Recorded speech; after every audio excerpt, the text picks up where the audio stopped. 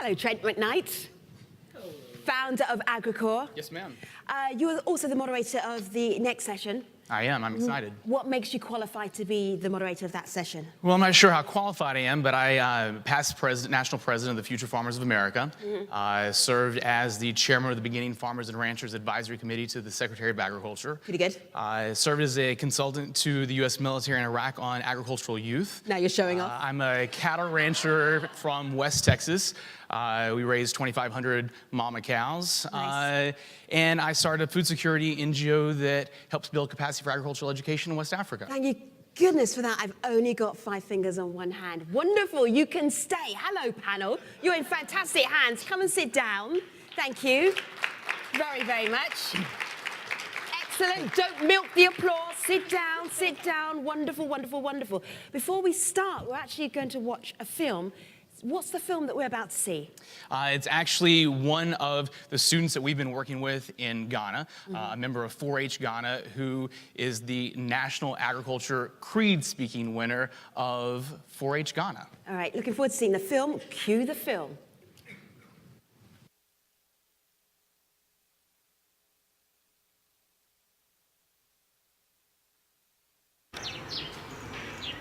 My name is Deborah Felicity from Howard Presbytery's 4-H Club in the Volta region.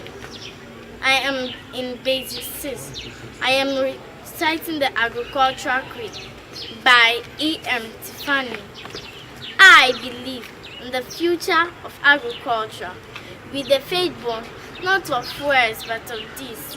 Achievements won by the present and past generations of agriculturists. In the promise of better days, through better ways, even as the better things we now enjoy have come to us from the struggles of former years. I believe that to live and work on a good farm or to be engaged in other agricultural pursuits is pleasant as well as challenging, for I know the joys and discomforts of agricultural life and hold an inborn fondness for those associations which, even in hours of discouragement, I cannot deny. I believe in leadership from ourselves and respect from others. I believe in my own ability to work efficiently and think clearly. With such knowledge and skill as I can secure, and in the ability of progressive agriculturists, is to serve our own and the public interest in producing and marketing the products of our soil. I believe in less dependence on begging and more power in bargaining, in the life abundance and enough honest wealth to help make it so, for others as well as myself. And less need for charity and more of it when needed.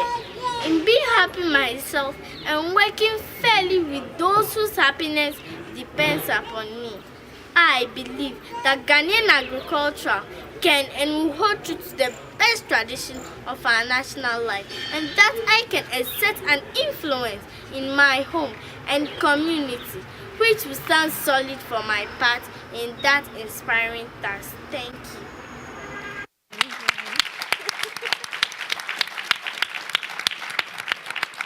Isn't she impressive? So Deborah is a 12-year-old girl. She was in 6th grade last year, competed in June, and went up against sophomores, juniors, and seniors and beat them all as the National Creed-speaking winner. She comes from a rural community in the Volta region of Ghana. Her parents are both teachers, and I think an interesting little statistic about her is all of her older siblings have all moved to Accra, to the city. But she has found hope in agriculture because of her agriculture teacher and the work that 4-H Ghana is doing. And she's gotten involved in livestock and crops as well as public speaking. And if agriculture around the world is in the hands of young women like her, I think that we're in good hands. which leads me to the future of agriculture and this panel. I'm excited. We've been talking about youth all day, and now we have the youth panel as our capstone panel at the end of our discussion.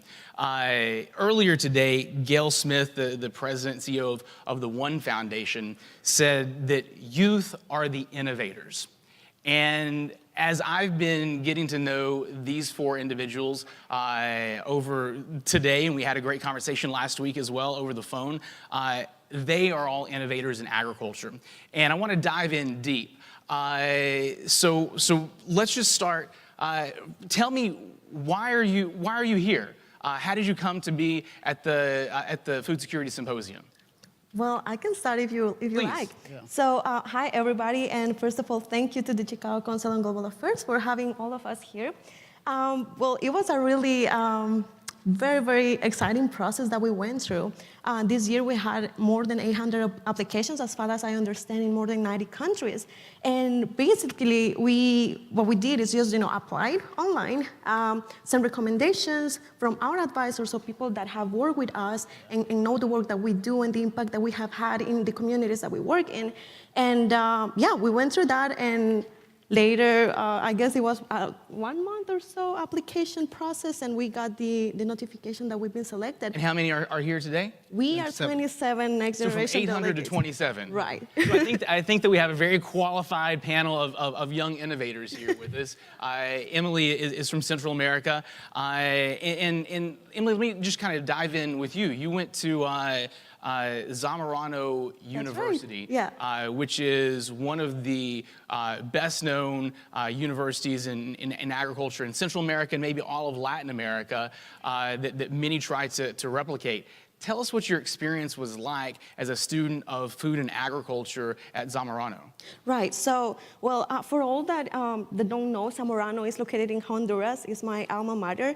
It's an agricultural university only with 4 different careers. You have food processing, agriculture, agribusiness, and environment. And as you can see, being in that environment with 4 careers that connect directly to the problems that we are facing right now was just an amazing experience for me. Although I specialize just in food processing, I didn't skip all the other modules because we were required to attend, the milking module, environment module. And I'm telling you that it was not an easy thing because we had to be there at 3 a.m., preparing the cows to prepare the milk and take it to the processing plant. And that was a 6-week module that I will always remember because it was the hardest. And it really taught me to have respect for work. I think that that's what makes Zamorano unique, having that experience that is not only theoric, of being just in the classroom, but also having, your hands get dirty, doing the job. Learning by doing. Learning by doing, just as you said. And I think that gives you that sense of empathy to have respect for what farmers do, because we do it ourselves, we know what they have to go through, and we connect to their necessities. So I think that's what makes Zamorano unique. I think it's fascinating that you've had that experience of experiential learning all the way at the university level. I think it's something that hopefully other universities can continue to replicate throughout Latin America. Maybe we can come back to that in just a minute. Neeti, so you have a very fascinating resume. You are a design engineer student at Harvard. You have a passion for art and dance and culture and heritage. And how are you here? Tell me, where's agriculture in that? Tell me how that fits into everything. I was also trained as an electrical engineer and worked as an engineer for 5 years, so here's adding more to the mix. And working with missiles too, and I saw like missiles in your resume, and that kind of scared me a little bit. But I was trying to not go there, but thanks, Trent.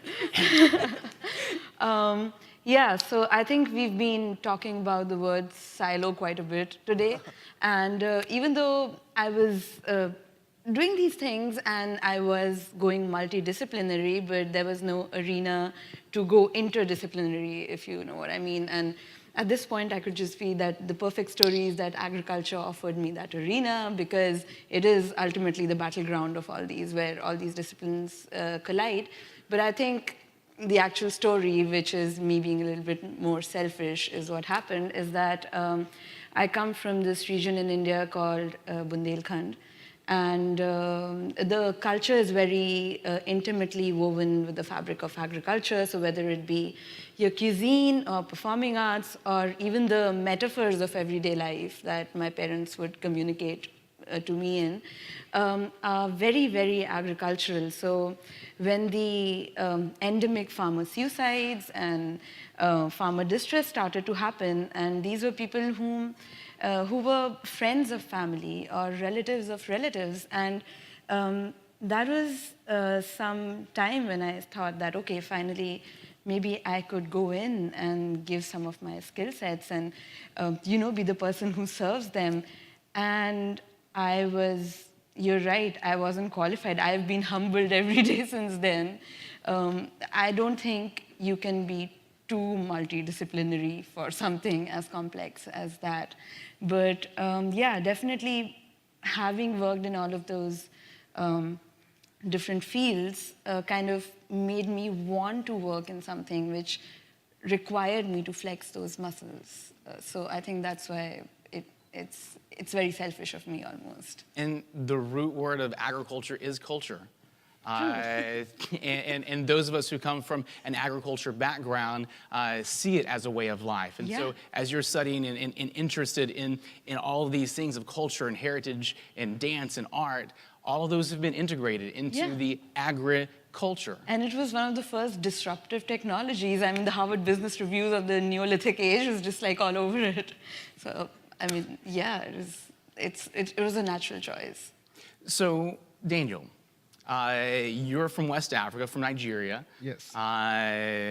Well-educated and an economist, and you've been working with smallholder dairy farmers. That's right. Tell me about that.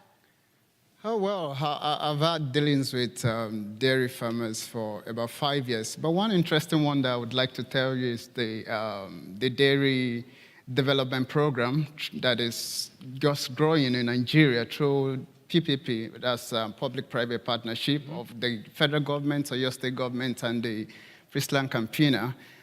This I worked with 3 innovative youths last year to develop an innovative solution to enhance the livelihood of the dairy farmers.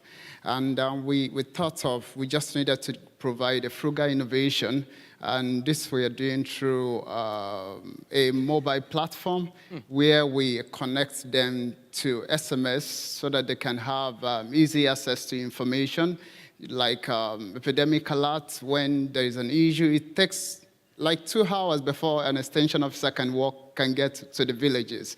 But through the SMS, they can easily get to know what has happened in town and where to get access the inputs, the vaccines, and a whole lot of things. Yes, they can ask questions. What kinds of questions are they asking? Well, most of the questions they ask is to know where they can get the vaccine.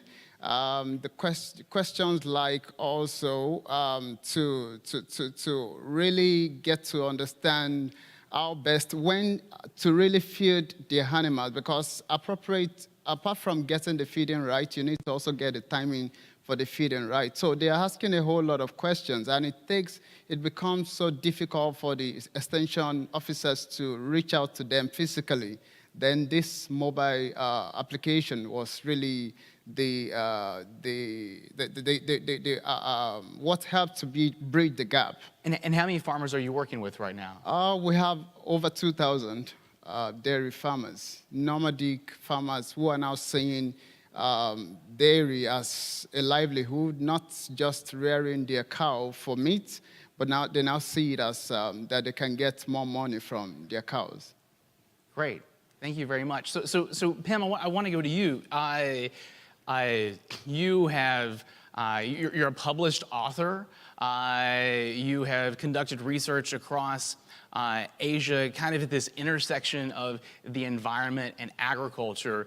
And then those questions and that information and data that you found have kind of led you into some of your own innovations. Tell us about that. Thank you, Trent. So like Trent mentioned, I am a published author. I co-authored a book through the Asian Development Bank on agricultural value chain and supply chain in Asia. And what we were doing the research, one of the biggest questions that we kept encountering again and again was access. How do we solve the problem of access? Right, how do farmers access seeds? How do they access fertilizer? How do they access machinery? How do consumers access produce? How do the merchants, the middlemen, access any of these things? And the question is really a fundamental one. It's about last mile logistics, which I assume many in the audience will be familiar with. But it's not enough for us to stop there. We made a recommendation, which was ultimately not implemented due to issues, bureaucratic issues outside of my control. And so I did what any reasonable youth will do, which is I created a startup in the Philippines, where I grew up, to solve the problem. And so we basically created a two-pronged solution. One, we worked with cooperatives to build their partnership and their capacity to be able to aggregate some of their own produce, but we also built a tech solution, which I will describe as like Uber for trucks, which basically tapped into the lots and lots of underutilized capacity in the Philippines. For those who have never been there, it's an island, archipelago, with like 7,000 islands. So it's very difficult to access boats and to access trucks. But it's not like the supply is not there. It's just that it's hard to really connect them to where they're needed, right? So we basically made like a truck hailing application, partnered with cooperatives to make sure the farmers can be connected to the consumers when they need to, and the consumers can access the produce at a much more reasonable price. Can I jump Please. for a second? So usually what happens with these, we were discussing this yesterday, usually what happens with these truck leasing applications is that you need to modify the truck design itself because the land holding size is so small, because the American trucks are bigger than the land sizes in some of these countries. I know in India, the land size is less than 2 hectares and a truck width is occupying half the land. So did you have to That is true, but we have one advantage, which are the jeepneys, which for those who don't know are American war military vehicles left behind. So these are like multi-purpose, 4-wheel drive that will basically access any part of the Philippines. And so we were able to modify them because they're generally used for public transportation, a very ineffective public transportation. But it turns out they're surprisingly useful for carrying agricultural products. So we didn't really encounter that much of a challenge there, luckily for us. So I'm hearing a couple of maybe 2 or 3 different themes up here with all of you of what has kind of driven an interest toward agriculture. One is kind of the culture and systems design of all of it. The other is kind of the innovation piece and able to integrate technology and even information technology within agriculture to solve some of those solutions. And then something specifically that you brought up, Emely, is the hands-on experiential aspect of it. Right. That helps just create this buy-in to and respect for the industry of production agriculture. But all of you are very well educated. 27 of 800 who applied that were accepted to come here today. And yet you have interest in agriculture and working with smallholder farmers in some instances, people in rural areas. How do you overcome some of the challenges and maybe even limitations of coming from an educated and maybe even an urban background in communicating with people you genuinely desire to help, farmers in a rural area?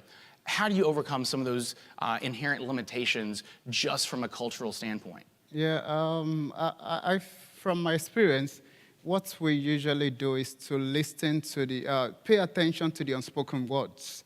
For instance, in my interaction with the farmers, you hear them, by the time we ask, oh, can you pay for this application, and how much can you pay? They agree with you at that point. But in an informal interactions, again, you ask the same question in different dimensions, and you get to understand that their response would have been no. So how do you learn that? How do you learn those unspoken you look at their body languages, because you have to just pay attention to what they are not saying. By what maybe the face, you have to look at the face. Somebody may be nodding, by saying no, then you need to really check to understand And I beyond assume what they are saying. And I assume that takes a lot of time to spend with them to be able to understand those nuances of culture and body language. Yeah, and I totally agree with Daniel. I think that divide is, I'm very conscious of it because the first time I went in there, I could feel that there was a certain resistance. But I think by looking and especially as someone who might not come from the context, you have to spend, I think, the first couple of weeks just understanding these unsaid proxies that go into the communication, which is highly contextual, highly cultural, and I think it's ethnography, basically. So it's the anthropological method. It's a study of humans. You cannot just go in and insert a solution in there. And if I may Yes, just please, jump Emely. in, just to share an experience related to this question is, part of my research was done in the Philippines. And you might wonder, I'm from El Salvador. I don't speak Tagalog, which is, the native language. So how do I connect to them? How do I understand what they want? So Pen was asking me just a couple minutes ago, how do you do it? How do you get there? How long were you there? And actually, it was only 2 weeks, but the process of preparation for me to go there and do my studies was for at least 8 months, in which we partnered with different universities and an NGO in situ to basically understand the market, get that, if you may, digital immersion, because I was not there in person, but try to understand what they want, what they eat, how can I pick a product where I can include my technology and provide it to them. So it's definitely important to get that, closeness to the culture and understand what they need and know what you want to give. So one other question, then go to some questions from the audience and some that are coming in. Kind of playing on what we've just been talking about in working with smallholder farmers or people who are not necessarily like you, there's another standard barrier that young people have to entry.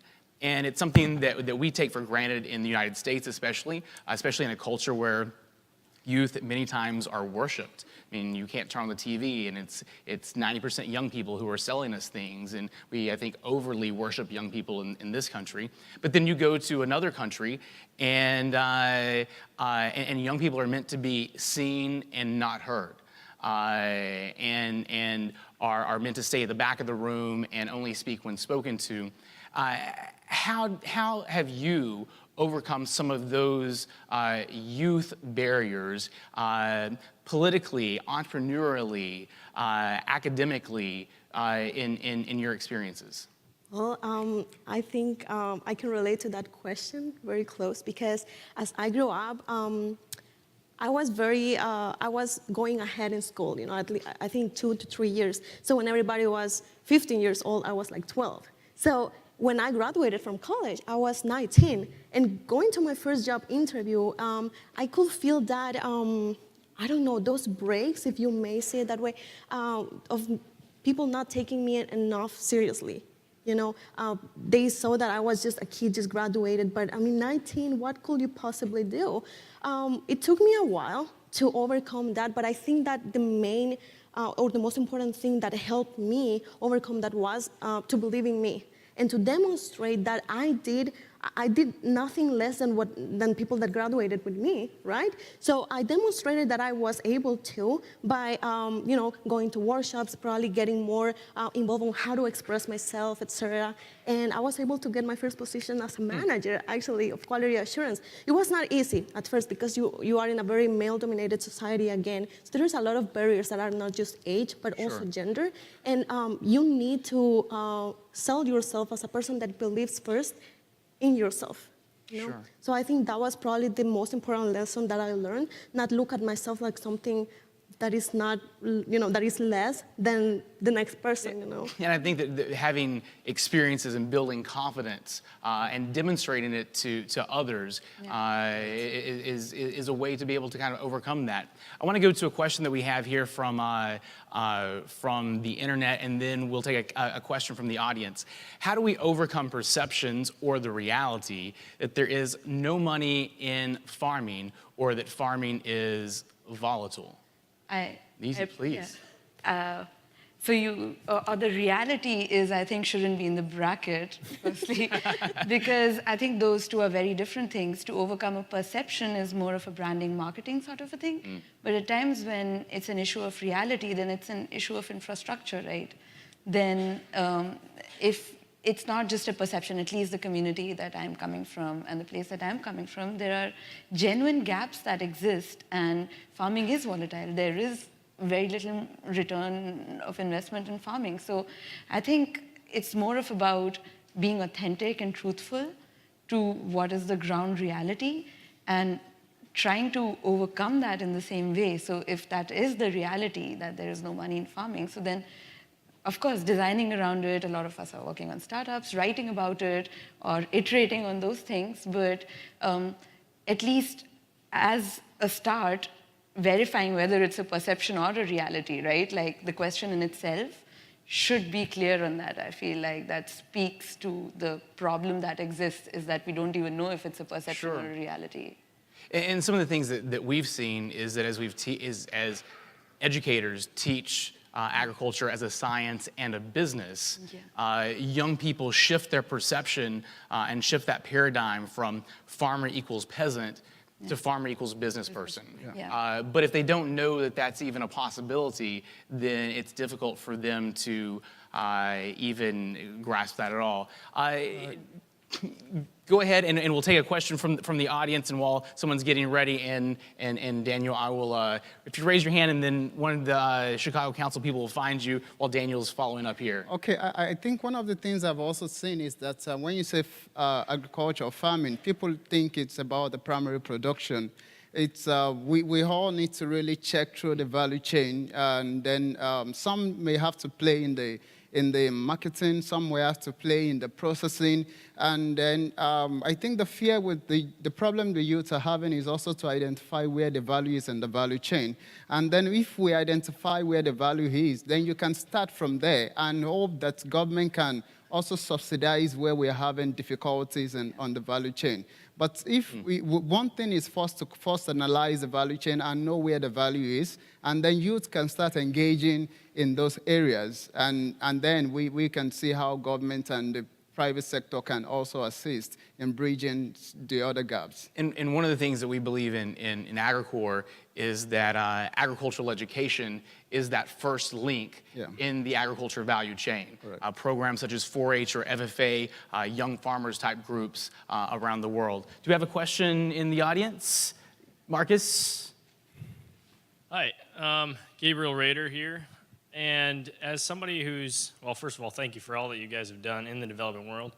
And for somebody who's looking to get into that as well, for each of you, we all know that we're more powerful when we can take multiple minds and put it together. So for each of you, how did you guys go about like finding out what kind of people you wanted to be on your team to back you up, get the kind of information that you needed for whatever project it was that you're working on? Thank you, Gabriel. Wants to take a stab at I think I can jump in. Okay. So thank you for that question, and it's definitely important because we live in an age in which one expertise cannot do it all, right? So I think our generation is characterized by being, as we've been saying, purpose-driven, but also very inclusive. We like to work in teams, you know, in very diverse teams that include not only agriculture, but also businesses. Actually, as a matter of fact, my project in the Philippines was partnered with the University of Baltimore in the business school. So you might think, I mean, how did I come to do that? And it's basically just by context. You meet people in conferences like this that are as passionate as you, and just go out and talk to them and pitch your idea, and then they get back to you. Not all of them, but there are some that will contribute immensely to your purpose. So in my experience, that was the way that I guess, grabbed on the people that I really wanted in my team and really stayed till the end. Yeah, and just to add to that, I think you just need to approach the problem that your team is handling as a problem and then identify the research that comes behind that rather than approach it with your research toolkit, like I'm going to do it in a systems thinking way. This is my theory of change, this is everything. You've got to like talk to all the stakeholders that are involved, and then figure out where that gap is, which you can fill in rather than going in with your, your specialty. Really quickly, our time is up. Okay, Go ahead. I think you just need to know your goal and your customers, and then you can now find those who can help you achieve those goals. Because if you don't understand your goal, if you're just excited about the idea, then you may bring wrong team together.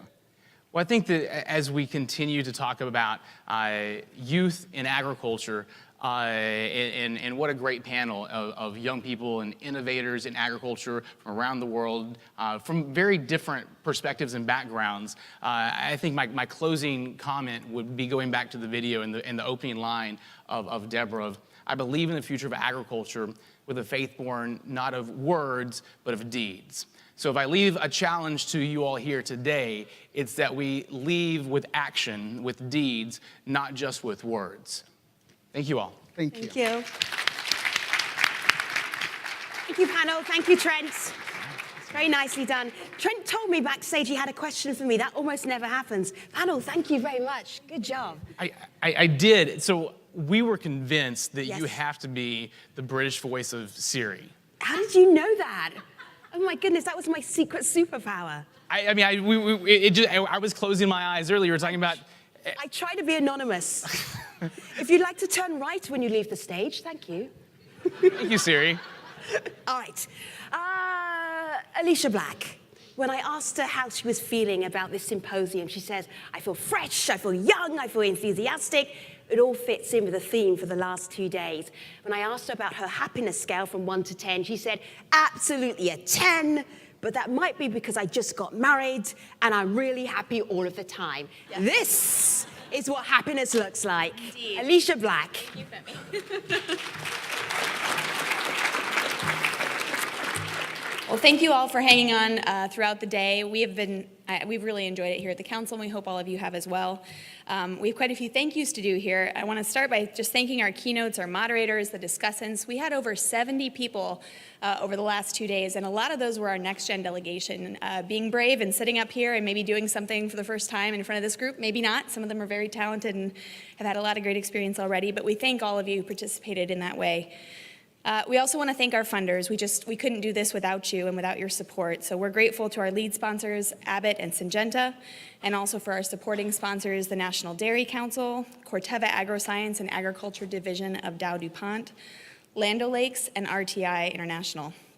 We also want to acknowledge the generous and continued support of the Bill and Melinda Gates Foundation. To our partners, thank you for all of your tweets today. Thank you for the great dialogue and questions here in the room. But also thank you for supplying input to us. We had a consultation with civil society here in DC in December. We got case studies, we got photos, we got a lot of help leading into this report, and we thank all of you for that, and we look forward to finding other ways to collaborate this year. And then to our next-gen delegates, rapporteurs, and social media ambassadors, thank you for your engagement. It was more important than ever in a year of youth to have authentic youth voices on the stage, online, and participating throughout the entire event. And as we adjourn out into this happy hour, which I'll get to in a moment, I just want to charge everyone in the room to speak with all of them and find ways that they can connect. A lot of them have exciting ideas that they would like to get advice on, or they'd like an introduction. If everyone here could just be open to the exciting ideas that our next-gen delegation and other young people have, we would all appreciate it. To the staff, thank you for the diligent work that has gone into the development of this year's publication and to this fantastic forum. We have staff here in DC and also in Chicago, and many of them flew in through inclement weather to get here. And I don't think everyone's probably noticed everyone who's here, but could I just ask anyone who's staff to raise their hand, and if we can get them a round of applause. Thank you all. And thank you in particular to Tree and Arena, who have been working to prepare all of these speaker panels for 9 months now, 6 to 9 months. We appreciate your work in particular. Also want to thank the 2018 task force led by the report co-chairs, Ambassador Ruben Brigady and Bobby Pittman, who you've seen, and our distinguished senior leadership. We have a panel of advisors who have been giving us advice since the genesis of this program, non-resident fellows, and several distinguished fellows who you saw today. So Catherine Bertini, Doug B. Ryder, Dan Glickman, Earthrin Cousin, Roger Thoreau, and then also Marshall Bhutan, who was around at the founding of this program and provides a great deal of advice. I want to announce a few things. So we actually already have next year's date lined up. So the date for next year will be March 20th and 21st. We're excited to already know when this will be happening, and we're going to be passing out reminder cards. If you register in the next month, we'll give you $50 discount. So some of you come every single year. We want to see you, and we want to put this on your calendar early. We'll also be sending around a survey. We want to get better. We want to hear what worked and what didn't so that we can adjust for next year. So you'll be getting a thank you email that has a survey in it, and we would greatly appreciate the input and candor. So I think that's kind of the wrap up. I did want to mention that our social media engagement has been wonderful. We've had over 3,000 posts on social media. Thanks for everybody who did that. Participation on the live stream from over 50 countries and 25 million impressions. So there's been a great conversation today on youth and agriculture, and I hope everyone will join me in the foyer and have a drink, relax, and make some new connections. And just thank you for participating today.